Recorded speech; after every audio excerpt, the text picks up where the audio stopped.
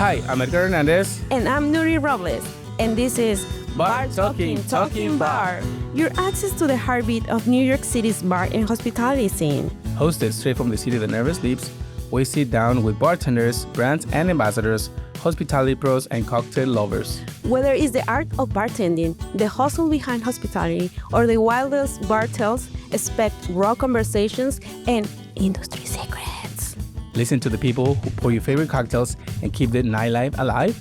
If you love bars, spirits, and the stories that bring them to life, follow us, share, and subscribe to keep the conversations flowing. The podcast that you didn't know you need. New episodes weekly.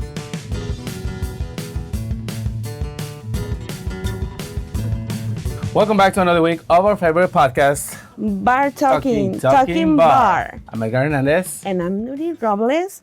And we're going to start today with another episode. But not before saying thank you so much for watching us, for listening us. You can find us on YouTube. You can also find us in every platform from audio. If you're running, if you're doing your laundry, you can fold it and listen to it. That's right. You got to get that stuff in.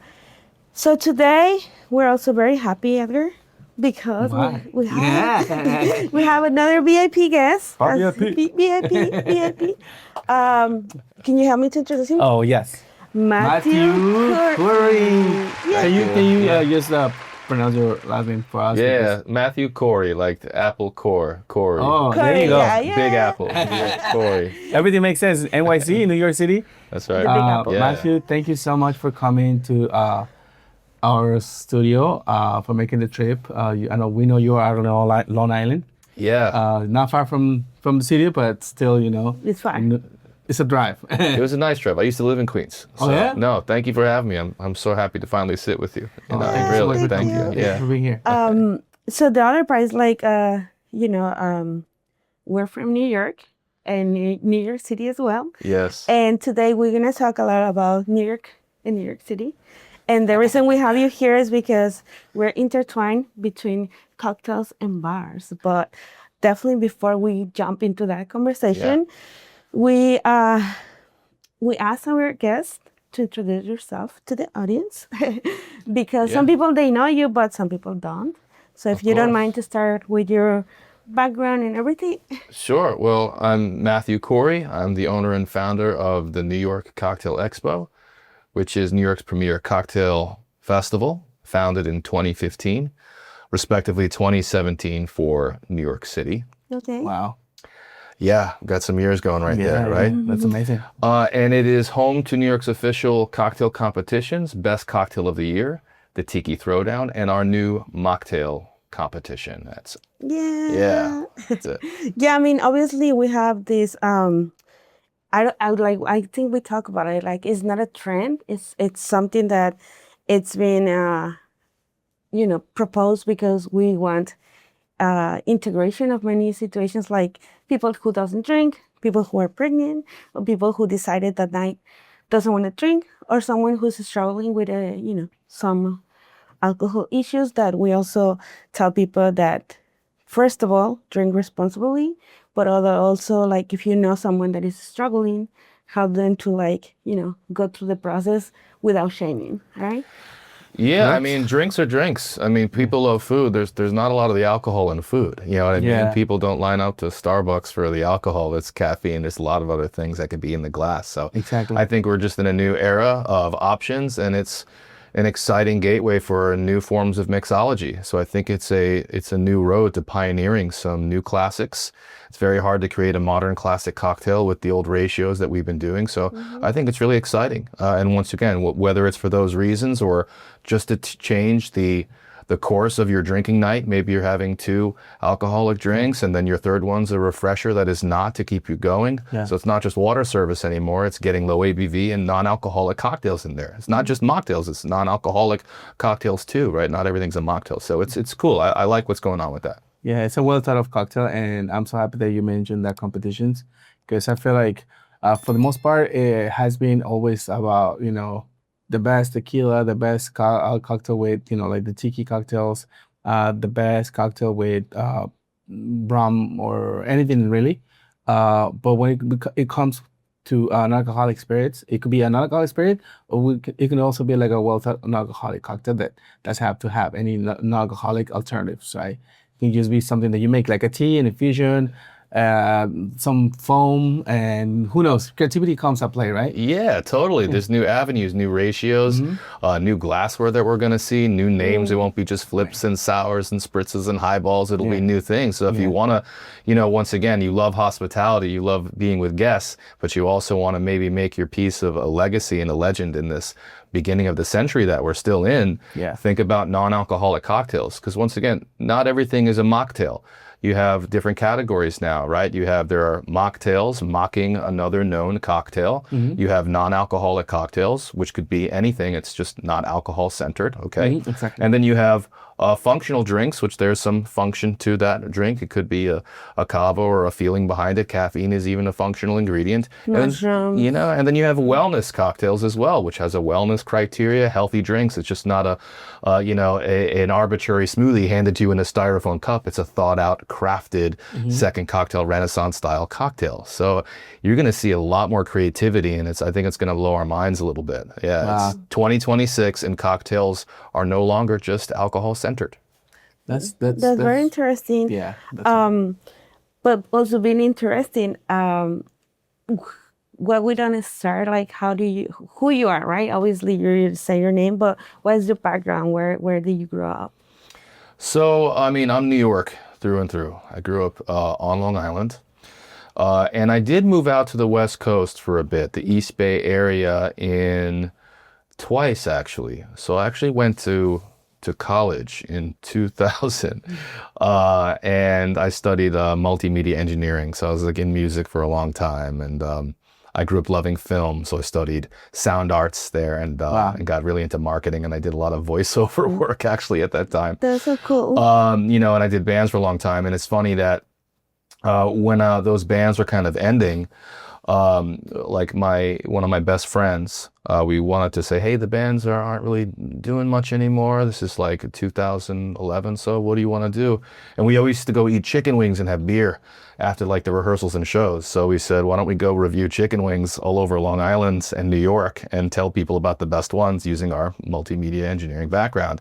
And that got into like, this is blogging before Instagram was around.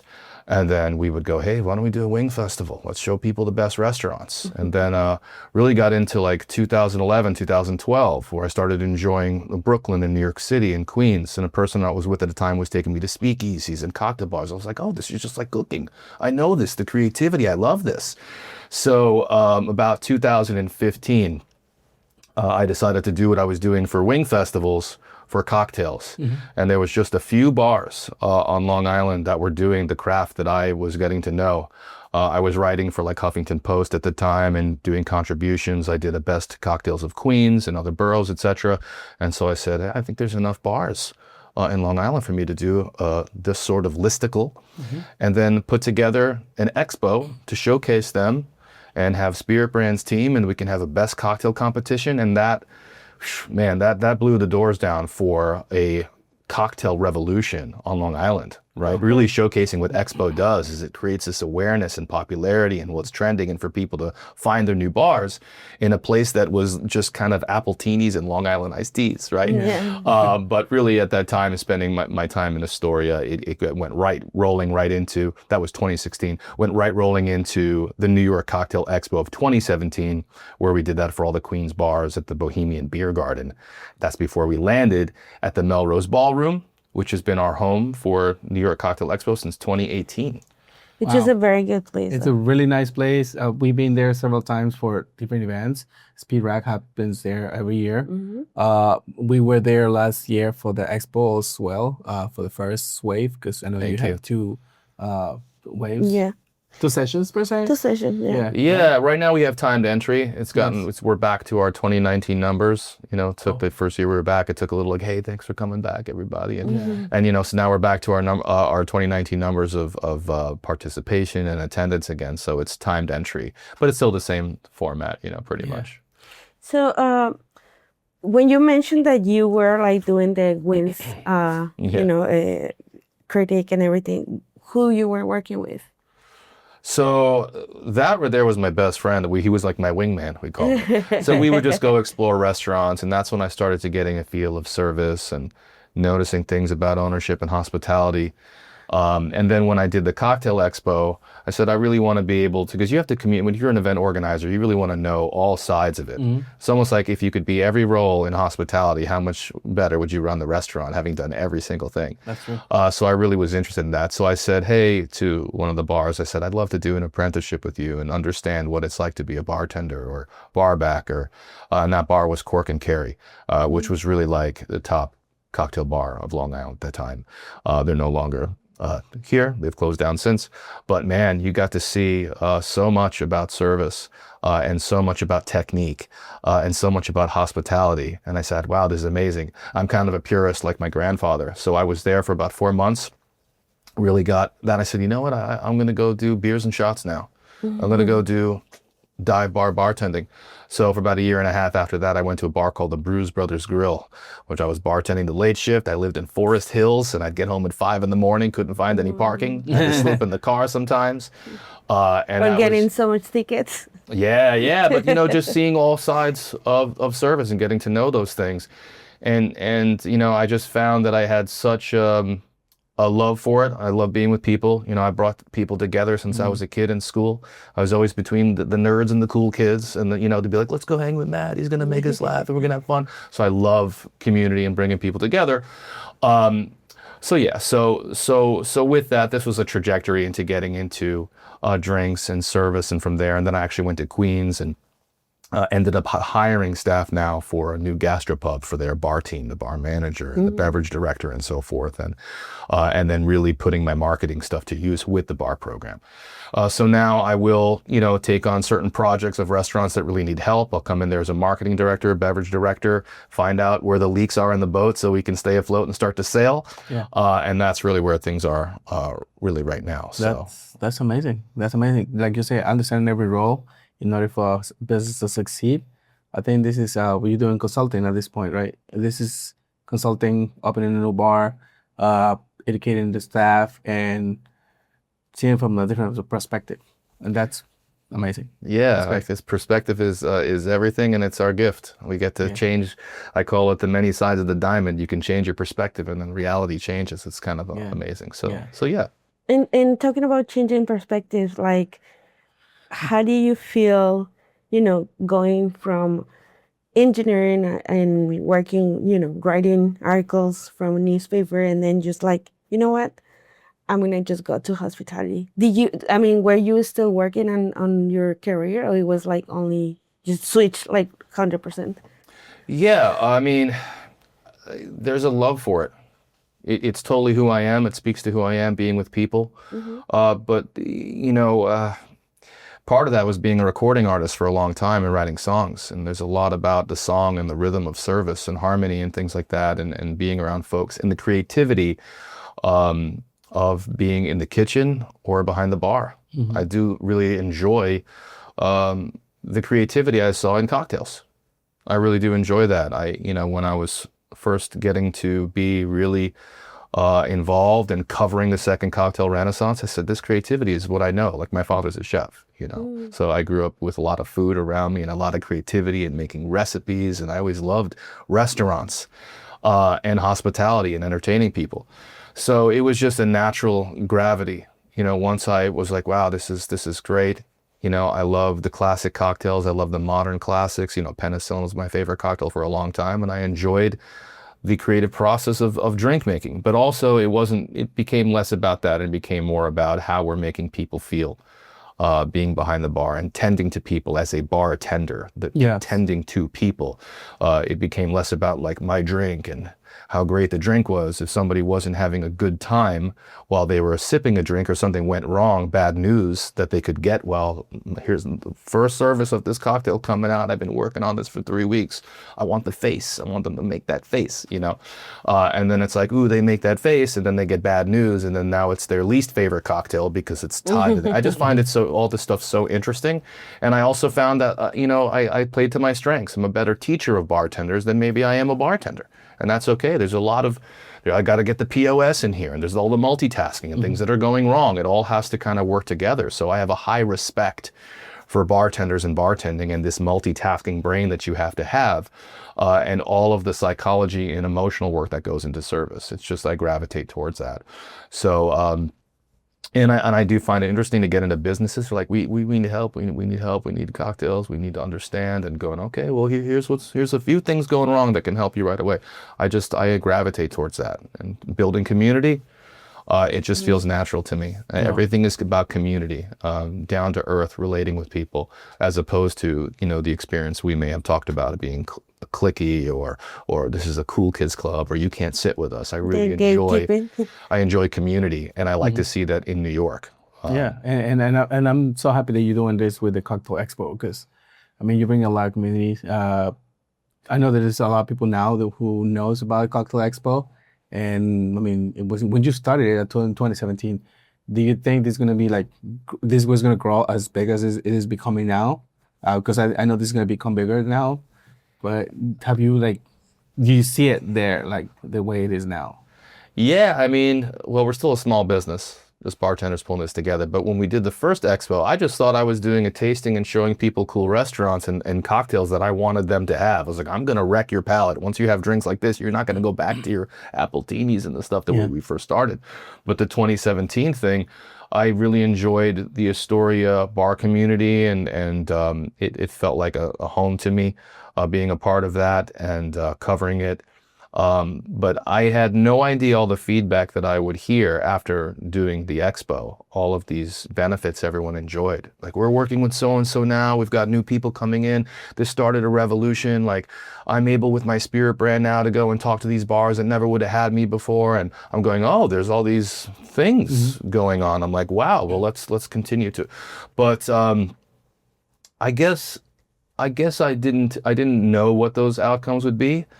But I do think that we are in the most iconic state in the world, at least from where I sit. You know what I mean? I've got my perspective. And New York cocktail bars are an iconic thing and a very special place for it to be, like the heart of it, I feel. And so I do have, a love or an iconic view or a community view of the expo. And people are saying, hey, it's getting big. We might have to go into a 2-day thing or something like that. But, no, I guess I didn't see us at the Melrose Ballroom at first. Yeah. I can't say that I did right there. So it came with time. But that's also, now that you mentioned that's a 2-floor building. 3 floors, yeah. And I've seen it do you fill up the 3 floors? Because I didn't get to go to the 3rd floor. I went up to the 2nd floor last time. But I mean, that's a big space. Yeah. We have people come in first and go there, and then we start directing people up to the top, and so they meet in the middle. Yeah. Come down. Yeah. And it's very interesting also that we talk about the expo or exposition, and it would be the main idea of why are you doing this? It's not just we just want to have fun, or it's an exposition for the cocktails, right? But also the bartenders who are putting the work. In many places that they give the opportunity to become head bartenders or beverage directors, and they create this, sensation of whatever is going to be in this glass, we want to make the guests to feel like, oh my God, I want something citrusy and I get it. Or I want something penicillin, I love it too. And this mix of flavors that, you get to see a lot of bartenders doing that, or a lot of brands supporting their bartenders. And I feel like this place is also in the middle of people can get in easily. And the other part is I think in New York, you can find a niche for everything.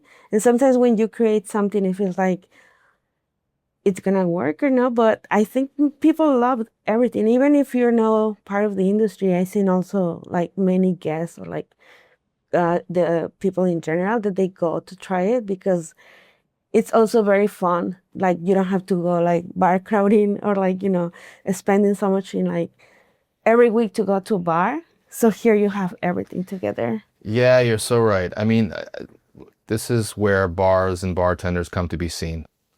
Best cocktail of the year, Tiki Throwdown, best mocktail, The Stage, the stage at Melrose Ballroom, right? It's very exciting. There's lights. It's like a concert venue. Okay, so we have all bartender attendees that come to see what New York's top bars and what's trending in cocktails. They're coming there to see what spirits they're using, what techniques that they're using, right? But it's also everyone that loves the cocktail. It's these guests that come to taste their drinks, and yeah, they're gonna save a lot of money now. Cocktails are getting expensive, so you have your ticket price. You have like, you know, many cocktails you can go through. But the best thing about it is that this isn't an arbitrary, like we say, we don't do drunk fest. You know, there's a lot of events that are like pulling things off of the table, and, you know, there used to be a beer fest every weekend, you know, back in the old days, and it would be like, man, the exhibitor would say, people are here just coming here to get smashed. But the thing we hear every year from our tables and the exhibitors, whether bars or the spirit brands, is everybody is here to kind of have like a fun educational experience. And they're so interested in the bar, or they're so interested in the spirit brands, because it's like an 1/8 ounce pour of the spirit. You're tasting, going, ooh, what's going on here? And then you're seeing it through the lens of the cocktail, or vice versa. Okay, so much goes on that we're distracted by, I think, in the industry, because we're online and our attention is getting there. But Cocktail Expo is here all year. You know, we've had seminars that we would do at home, and we really focus on the expo now. But, you know, you go through and you have all industry events that's going to happen in June, and people will go there, and then they're heading to New Orleans at a certain point of time going there. But we're here now. You know, this is the show for all of the bars, and we call it Road to the New York Cocktail Expo. And all those things are happening along the way, but the crescendo is Best Cocktail of the Year, Tiki Throwdown, where all the bars are going to be going to the New York Cocktail Expo in Long Island City, Queens, to be seen, to have community for what's going on here in New York, so that can permeate as community throughout the rest of the year until we come back again. I think that's what's special about New York Cocktail Expo. It's really for the bars to be seen and supported by the brands. And also, I think it's very important that, as I see it, we have awards to say like the best bar. Sometimes bartenders, they go to do pop-ups and they only showcase the cocktail or their job, but they don't have the time to talk to the guests. And what I love about the New York Expo is that you go into like every booth and you can see the happiness of the bartenders, like talking about their cocktail.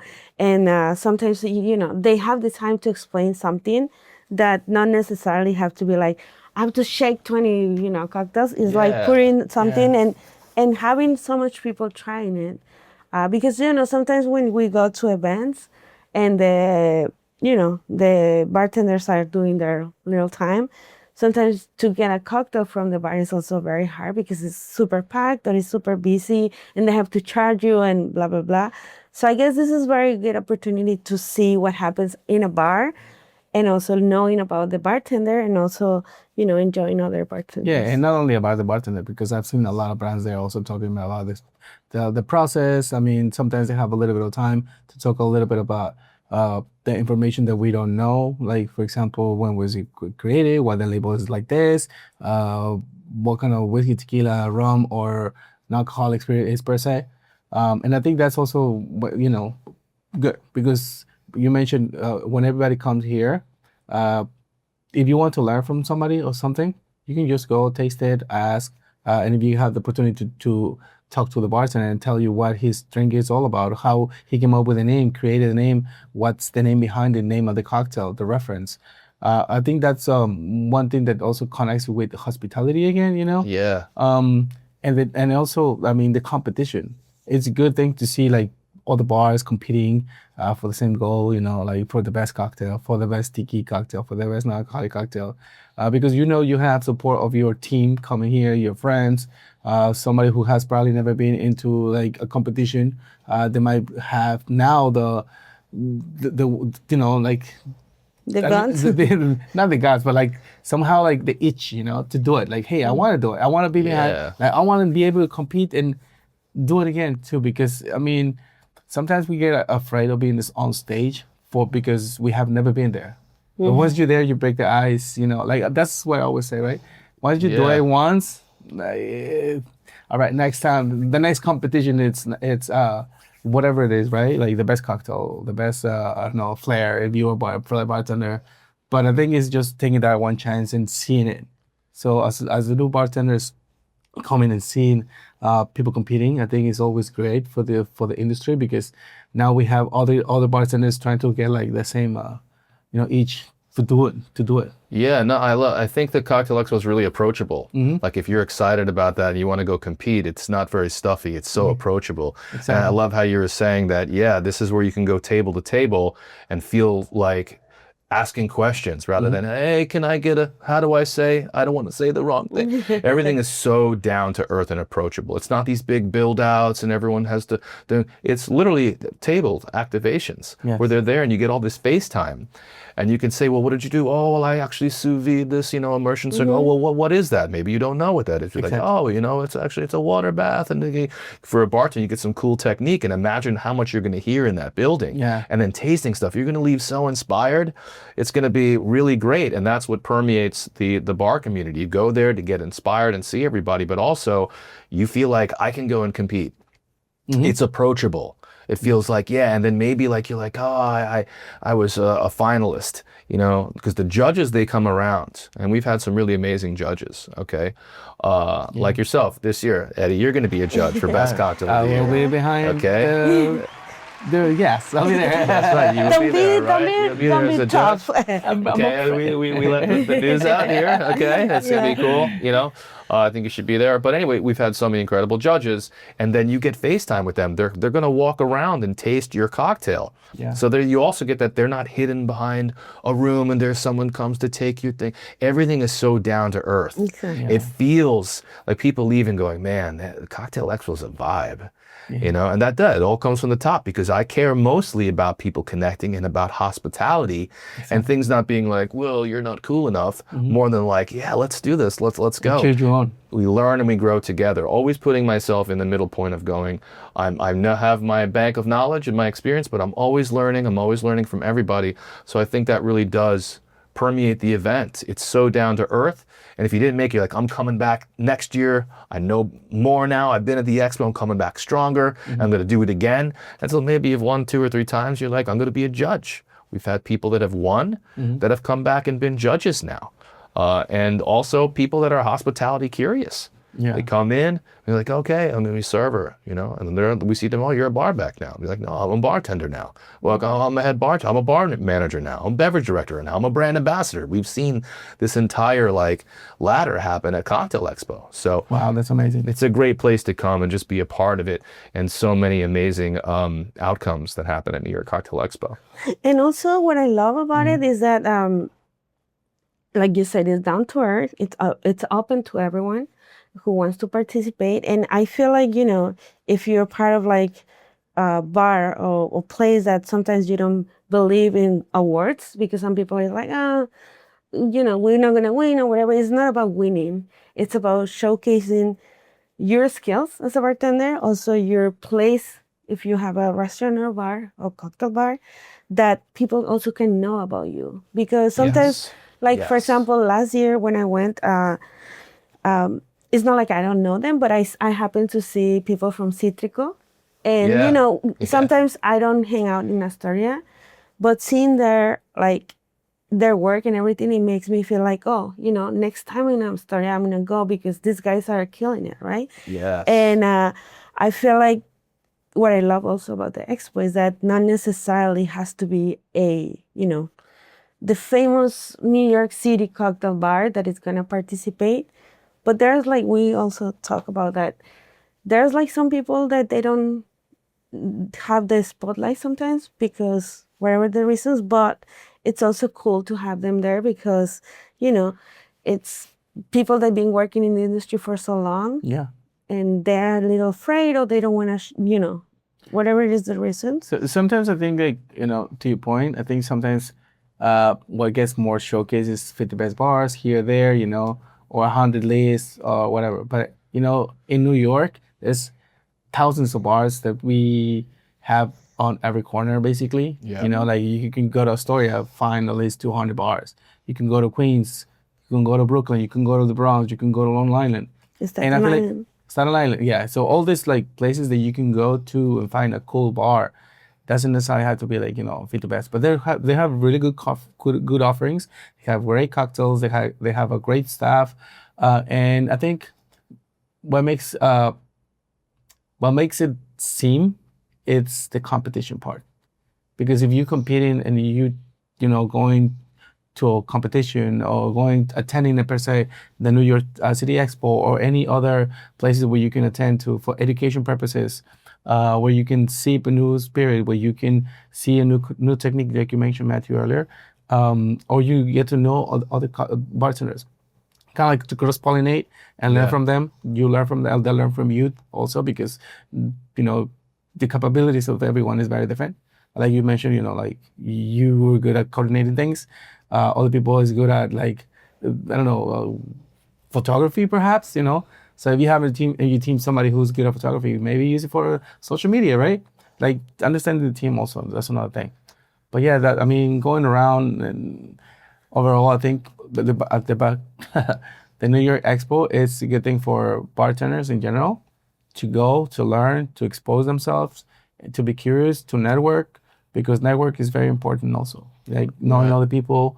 That's a good point. No, you said it. New York Cocktail Expo is the home for all the bars to come and be seen. We've had, some of the most famous bars both competing and being judges, while brand new bars will kick off their bar at the expo. Like they're going to be opening or they've been open a couple of months, and they're like, we're going to go to the expo and meet all of our new guests. Like as a guest, you have cocktail fans that are going, okay? They're finding all their new favorite bars that they never would have known about, right? And like, oh, you're in Brooklyn, you're in, oh, I'm from the great. And then they're the ones first coming to mind, those bars of where they're going to go to, right? But then also, if I could just give some props to some of the bars that have been there, you can hear, let's give them some, like we had In Between Bar, Yawning Cobra, the Wish You Were Here group, Porchlight, Rosevale Cocktail Room, Cellar 335, Lucky Cat NYC, Ask for Janice, A10 Kitchen, Trad Room, Izakaya Jiraku. There's all these bars that you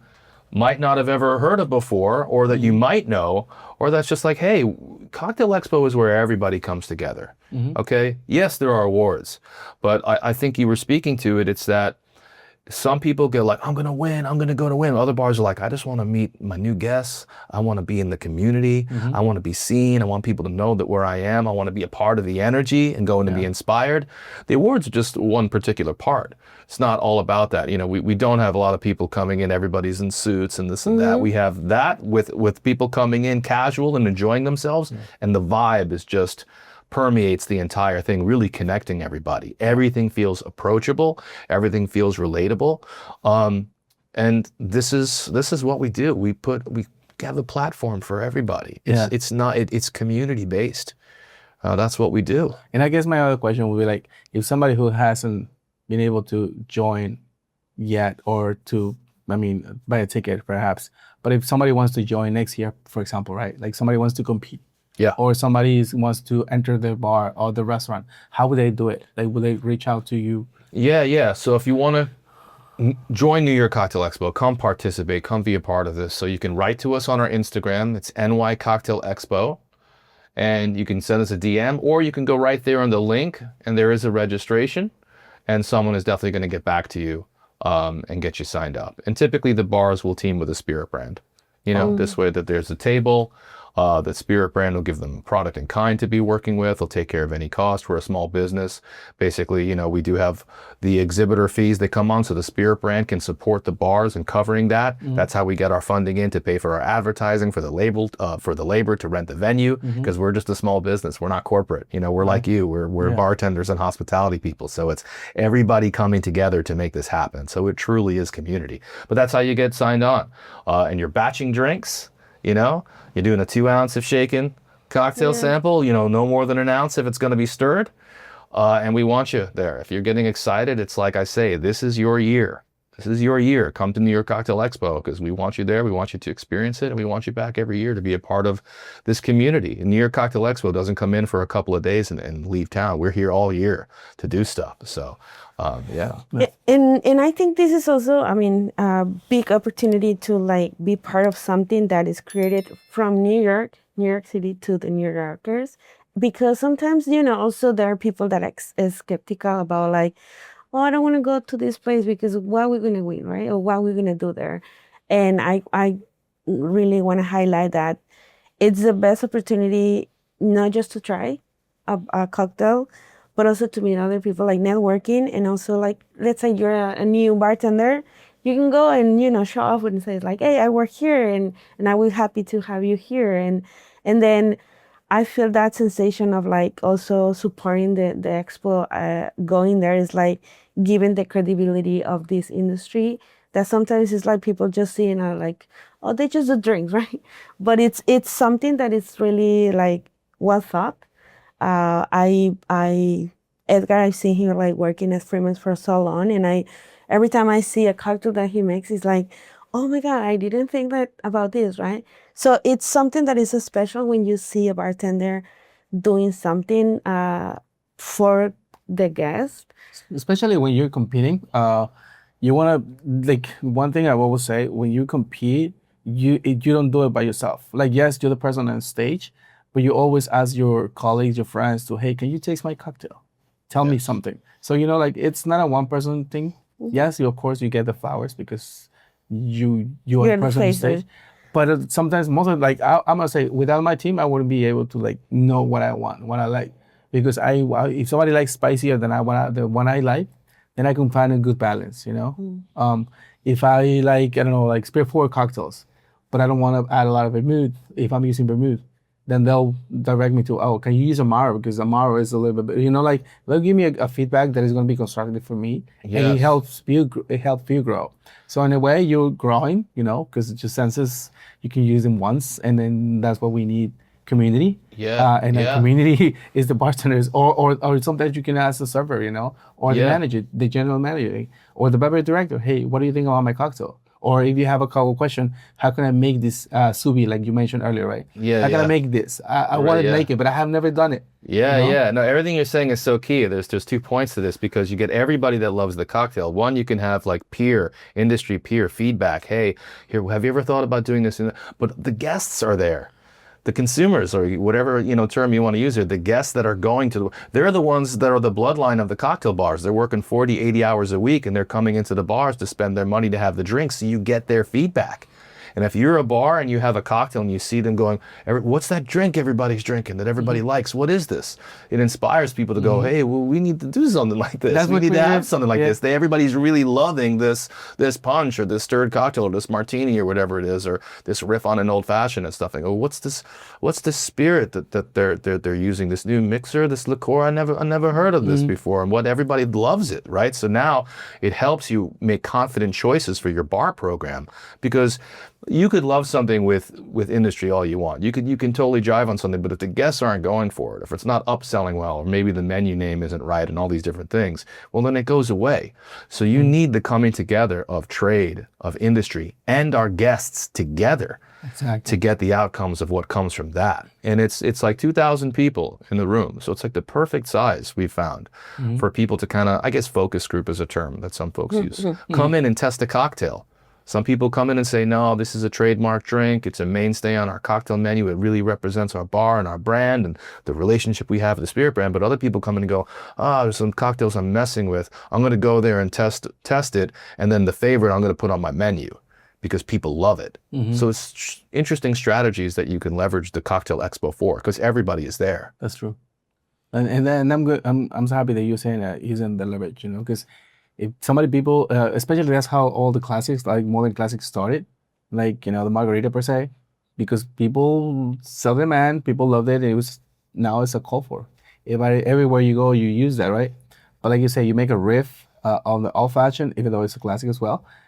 You know what to work with. You kind of have an idea, but there's so many ideas that you can come up with. Honestly, like as a bartender, depends on the season, depends on the ingredients that you have available, or it could just be like a change of one-time little ingredient. That's it. I think sometimes we want to make everything so complex and different, and but I think sometimes simplicity makes it easier to Yeah. You know, like I don't know, maybe that's a different point. You No, know, I love what you're saying because we've seen cocktails and trends go through different seasons. We talked about how before it was like no cocktail could have less than 5 different ingredients, or no bartender wanted to have less than 5 ingredients. This is what I want to have. It's all written on my menu. And then we enter into this era of like this espresso martini era where actually cocktails have become more simplified. They really have. They've gone back to these sours again, and things aren't as complex. So when you go to the expo, you kind of get to see the state of cocktails in New York, where things are, what's trending currently, and then you'll see those come out of the expo, and they will change every single year. You know what I mean? So to have the guests involved and other bartenders involved, you're going, hey, let me go to expo. Let's say you mentioned maybe you have a leave of your job and you haven't been back to work. Okay, and you're about to get back in hospitality or bartending again. Well, Cocktail Expo is a great place to go to get right back on the pulse. See what all the cocktails everybody's doing, what styles that they're using, what's happening. It's really like a snapshot of the time, 2025, 2024, 2023, to walk in, taste drinks, and go, this was the state of what cocktails were like. Because you have all this group of bars that are coming in, presenting the cocktails. You're like, hey, this is kind of what's happening right now. You know, whereas like 2017 to 2019, it would have been maybe more complex, more ingredients, more things that people just hadn't heard of or didn't know what they were before. Things like that. Interesting. Or seeing how mezcal came into popularity and became a mainstay, which was so cool that happened years ago. yeah, no, and it actually changed a lot of things in the city. You know, because mezcal was very popular for a while. Yes. It still is.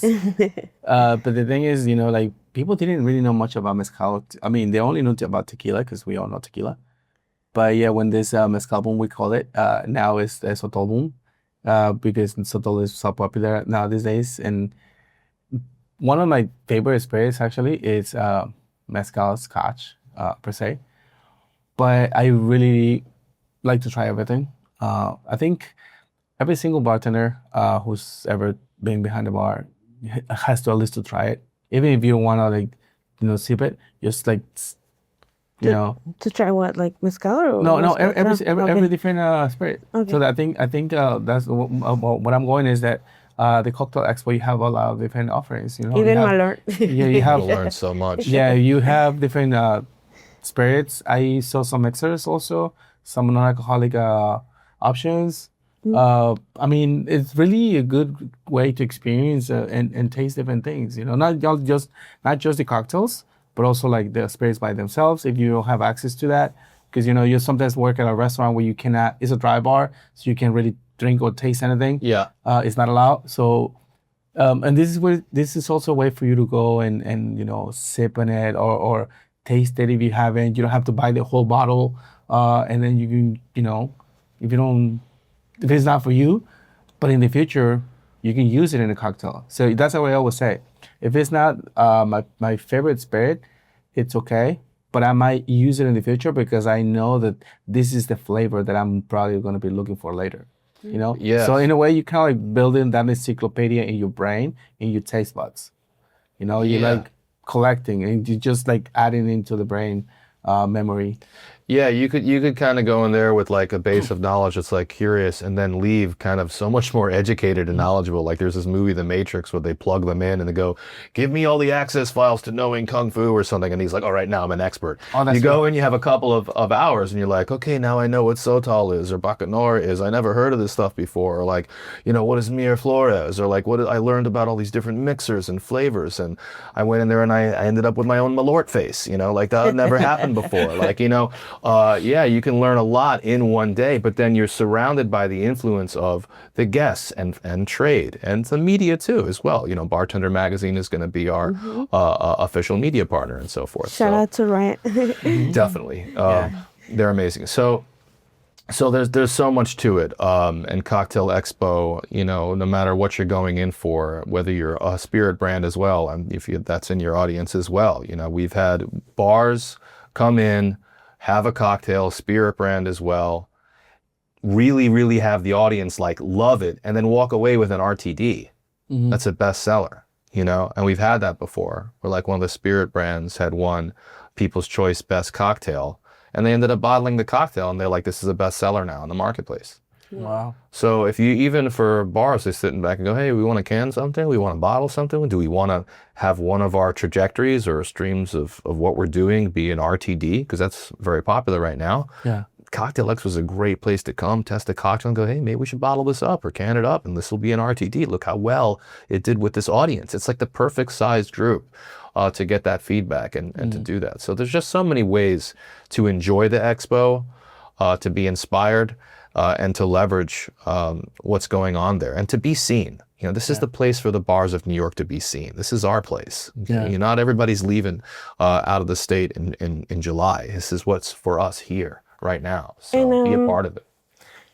In the process, like I have this question, like how is the process to like, how many people are accepted to participate? Because it can be like 1,000, but it's not going to be enough time and room. So how that do you would be decide awesome. to? How do you decide to? That'll be a 2-day, like you mentioned. Yeah, we're an open format, you know, it's really, you just want to register. But it's those that, you know, are coming in. Typically, you see the bars will be teaming with a spirit brand. So we have this thing, the road to the New York Cocktail Expo. One of those steps is that you'll team with a spirit brand. So you're enthused, you want to find a spirit brand to team with, and they will come in and you'll basically activate at a table. I mean, it would be amazing if we had, 1,000 or 2,000 bars going, we need 3 buildings and we need 5 days. But you'll find there's a lot of human scenarios that either make it possible for people to be there, or they might not say, oh, we had a conflict or something like that, we couldn't end up coming. But it's just an open format. Just register and get in touch with us. It's hospitality. All are welcome. We want you there. And just get your spirit brand team up. You know, you're going to batch a cocktail. You come in to meet guests or compete. And you'll be there. It's just an open format. That's it. We're not like selective, like you just said, it has to be 50 best bars, people, etc. It's like, no, come down. It's hospitality. All are welcome. Sign up, register. Yeah. And let's hope that you can be there. And we'll help you through the process. We'll help you with questions, whatever you need. But it has always been open format for everyone to be involved. That's cool. And also to let people know there's also food that they sell during because otherwise there is food. There's food. There's Yeah. food. They're like, how do you keep people so well? I focus on carb items. I know we had like donuts one year, right? We had donuts, we had mac and cheese, carbs. If we're hospitality, we got the waters are flying in Melrose Ballroom, and there's a food court in the back. So you visit the food court, load up on, what they have back there. And this way everybody stays safe. I always say professional drinkers, drink the water, eat the food. And we actually send out an email just suggesting that people might have breakfast before you come out to the expo. And people will come in, because I like to walk around and meet everybody and go, I got your email, I had, a burrito, something like that. I'm like, great, smart, this is great, how are you doing? But we have food, thank you. And I feel like, it's very important that, sometimes people relate alcohol with like getting super drunk, wasted, or like having just like a party and everything. I think we also have this opportunity to mention to people that, for example, if you want to drink something, doesn't have to necessarily have to be a shot, right? Because, if you have, 20 spots and you're drinking shots in 20 minutes, you're going to be drunk, wasted. And also, you waste your time and the opportunity to try other things. I think it's good to like sip it, enjoy it, first of all, because that's the reason you have something little to enjoy it. Yes. And, drink water, drink responsibility, but also as professionals, I think we are also changing the game of like just getting people drunk. Absolutely. It's the opportunity to, like Edgar says, like educate not just the public, but also other,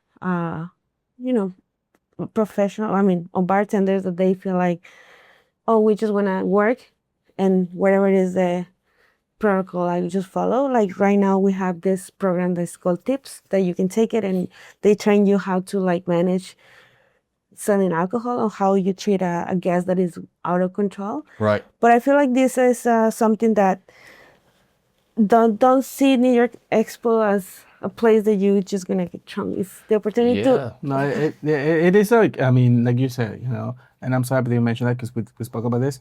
I think the tolerance, right? Everybody's tolerance is very different. Yes. But in the educational part, people don't go and get like hammered. And you go, you taste, of course, because you have to taste things.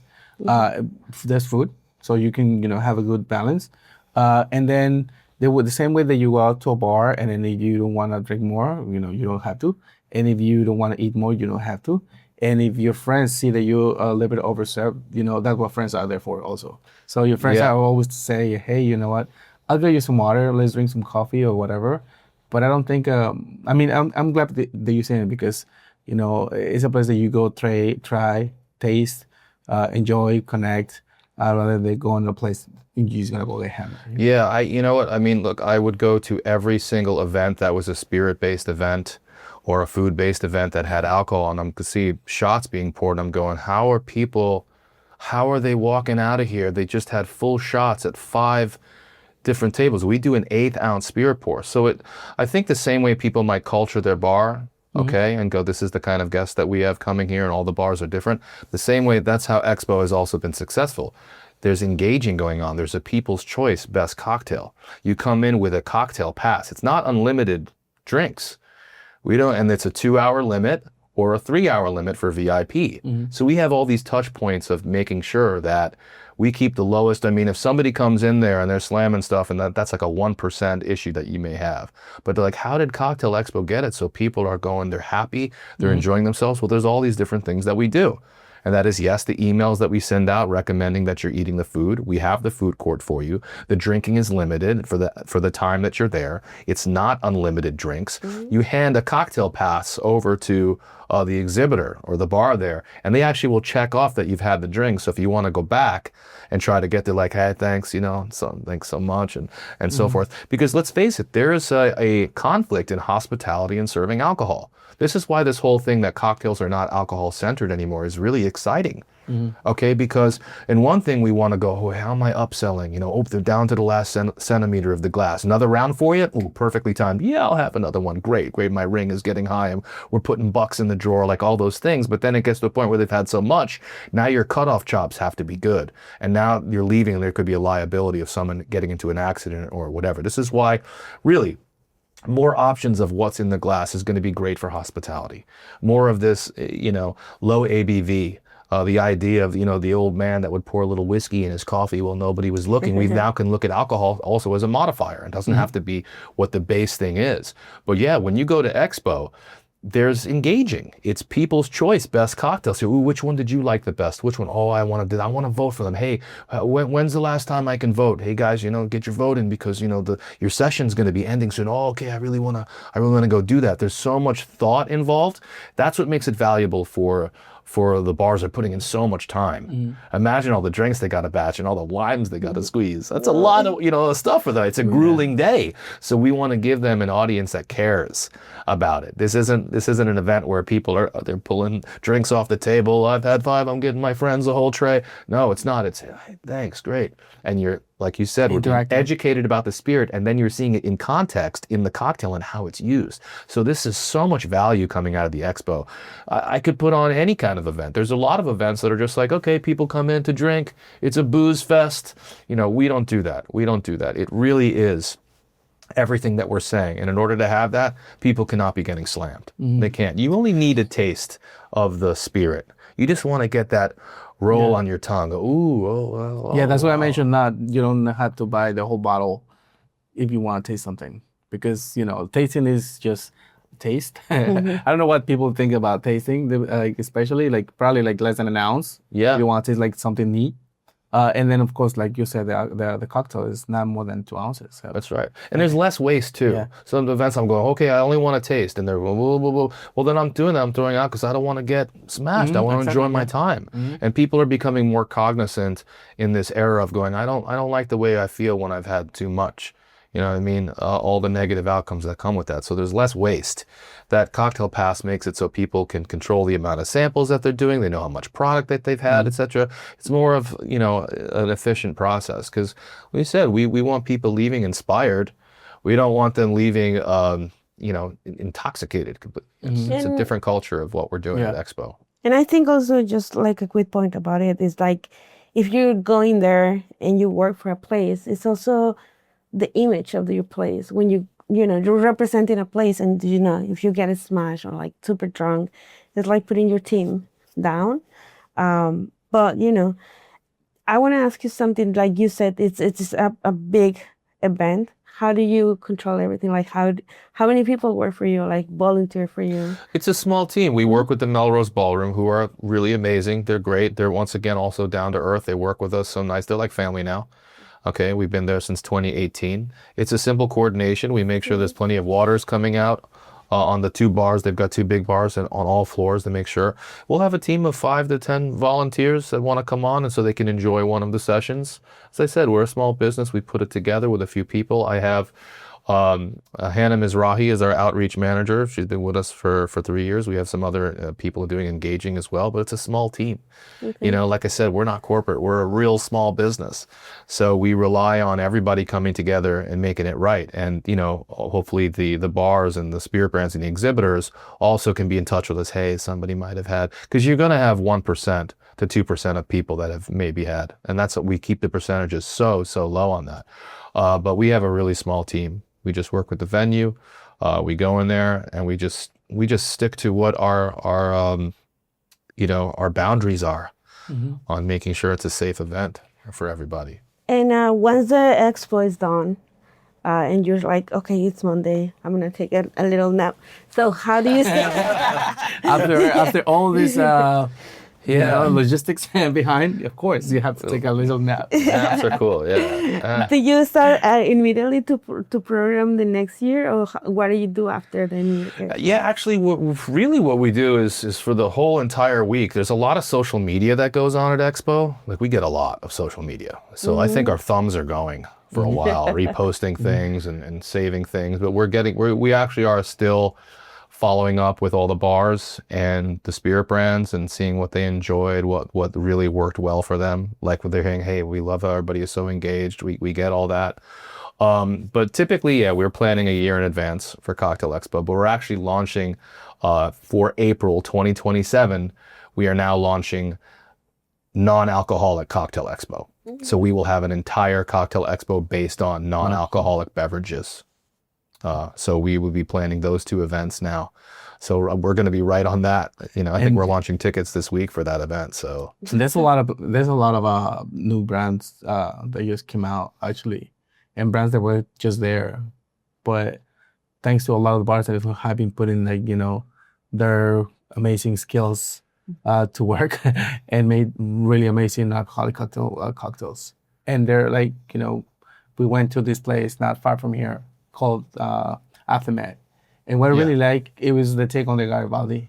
It was like, to me, it's simple things. What I always mention, like the simple things makes you it will blow your mind because you will never think about that. So it was Pathfinder and orange juice. And they did a riff on like tropical flavors, so they add passion fruits. But Kiwi did a very good job, and I feel like those are the things that sometimes you're like still believing in the industry, because it's like, oh, you know, even if I work in the industry, sometimes you don't think about those little details, and you go and find it, and it's like, oh, just like, oh, mind blown. Yeah. Get it. I say for any bartender or drink maker, mixologist, whatever term you use, just get into cocktailing. Cocktailing is just, it's not exactly alcohol centered anymore. There's a bias or just a program we have to going, what spirit am I building this around, or what mixer am I building it around? But I mean, I've been enjoying, you know, people do these wellness shots, which is just like 2 ounces of ginger juice. It's like, whoa,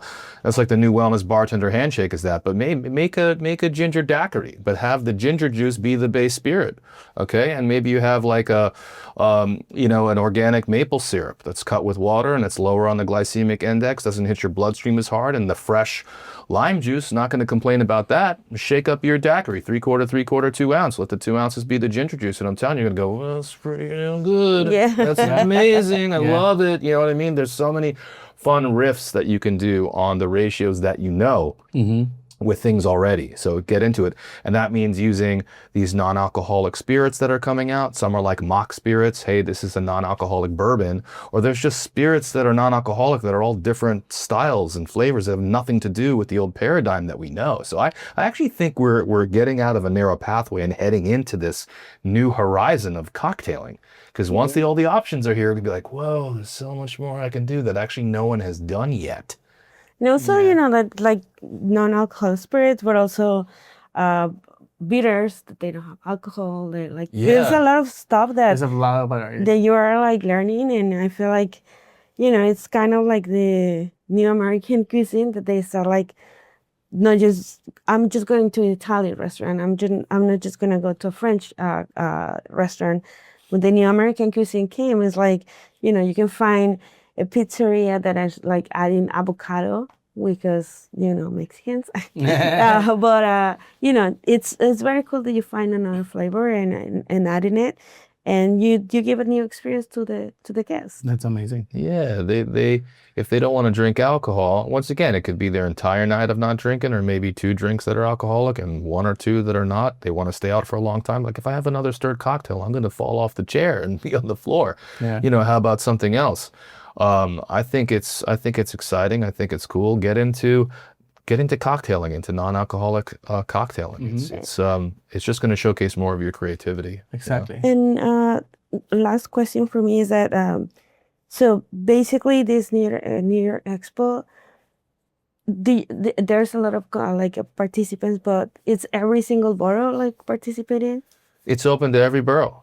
We've had the Bronx, Brooklyn, New York City, Queens, New Jersey. We've had New Jersey. It's like the New York Cocktail Expo open. Like golf or the World Cup or whatever. It's open to whomever. If you want to come and compete in New York, you could be from France and just working with a brand and going, I'm going to go and do the best cocktail or the tiki throwdown. I want to get in, and you want to come and compete. Well, then it's like saying, I want to go to New York and compete amongst these great bars and be a part of that. Yeah, you can. But we've had every borough. Yeah, but in those years, like you've seen like people coming from like, okay, we have a couple of bars from the Bronx, from a couple of bars from Staten Island. And I mention this because usually people think like the majority of like, best bars or like more well-known are in Manhattan. But, we can see that it's a lot of bars everywhere. Like in your experience, you see that people from other boroughs are also participating. Absolutely. I mean, once again, we can't guarantee that someone will or can participate. We just do our best with the few people we have to outreach and to reach out to as many bars. We're not selective. We're not saying we can only have the cool bars. We're not doing that. As you said, there's so many bars, it would be impossible for us to reach all of them. So with whatever efforts that we can do and whatever noise that we can make with our partners like yourselves, we just try to get the word out and say, hey, if you find us and you hear about us, we'll come and register. It's open to everybody, but also we're going to be reaching out to and invite whomever that we can. And if you were, it's not like I wasn't invited. That wouldn't be in context. Yeah. It would be that maybe we didn't know about you or you didn't see us. It'd be impossible to reach every single bar, but it's open. It is open to. I'm so happy that you said we were not invited, because if the opportunity is there, I think that one person who has to make that click and fill in their information is the person who wants to take part of it. Yes. And I just want to mention this to the audience. So if you know someone that you feel like they should be participating, let them know. Nominate them. Nominate. And you can reach Matthew. We're gonna put the information here, and you can also have your friends in the stage. I will. Yes, I'm so happy that you said that. Recommend your friends. Recommend the bar that you work at or restaurant, because I'm gonna quote something that a friend told me. Her name is Camila. You know this person. She said, "We don't believe in ourselves until somebody else believes in ourselves." So what I'm trying to say is that sometimes we don't know our capability, like how capable we are of doing these little things. I mean, say little things, but we don't know how capable we are until we do it. And we just need encouragement. And if that takes a friend or me telling one of my coworkers, say, hey, you should take advantage of this and do it. I think we all need that, like that little pat in the back and, hey, I think you should do it. Yeah. Why not? Yeah. So whoever's watching, you definitely know this person, this somebody. Give them a little pat on the back and say, I'm nominating you to head to New York Cocktail Expo. Come be a part of it. I think you're going to be really glad you did. So you get it, guys. Get your tickets. Make sure you get a ticket. Go to the NYC Expo website. Yeah. Get a ticket. First or second session. I'm gonna be there. Noe's gonna be there. Matthew has to be there. Do you have anything else to say? No, I mean, obviously, thank you so much for being here. Thank you for explaining the process. Thank you for sharing the experience, and obviously having us to be part of this. I love the idea, and thank you so much for coming. Yeah. Thank you both so much. It's been great to be here. Oh, thank you. Yes. Is there anything you'd like to say to the camera, to this one right here? You can shout To this one right here. yes. I'll say thanks everybody for watching and listening. Let's see you at New York Cocktail Expo in August 23rd, Melrose Ballroom. Thank you. Yay. All right, Edgar. Thank you so much for another episode. Thank you, Nuri. Thank you so much for coming. Thank you yeah. so much. Thank you for coming. We're gonna finish saying bar talking. Well, I don't want to finish yet. If you guys want to watch more episodes like this, please go to our website, www.bartalkingbarnyc.com. If you guys like this episode, please like, comment, subscribe, follow, share with your friends, talk over it, to let us know what you guys think. But yeah, thank you so much for another week. I just want to also mention that don't forget to tip your bartenders. Don't forget to tip everywhere. And also, if you want to donate, support our show, we have a link in our Instagram page and also on YouTube. So you can follow, buy a coffee, or also you're going to see our sell QR code on the screen. So if you like it, share it as well. And like I said, thank you so much for another episode. Thank you so much. 3, 2, 1. Bar talking bar. Another one.